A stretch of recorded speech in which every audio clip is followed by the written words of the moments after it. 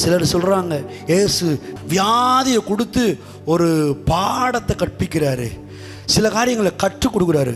உங்கள் ஜட்ஜ்மெண்ட் தப்பு your honour. ஐஜிபிஜே chapter 1:13 படி தேவன் ஒருவரையும் பொல்லாங்கினார் டெஸ்ட் பண்றவர் அல்ல. எத்தனை பேர் ஆமே சொல்றாங்க? வியாதியை கொடுத்து ஆண்டவர் உன்னை சோதிச்சு பார்ப்பாரு. யோபுவை சோதிச்சார்ல, பொண்ணா விளங்குனதுக்கு சோதிக்கிறாரு. அது எங்க பொண்ணா விளங்குனது? புண்ணா தான் இருந்துச்சு. ஓட்டை எடுத்து தலை முதல் கால் வரைக்கும் சொரிஞ்சான்னு பைபிளில் போட்டிருக்கு. எங்கிட்ட அவன் பொண்ணா விளங்குறது? புண்ணா தான் இருந்துச்சு. அவன் பொண்ணாலாம் விளங்கலை.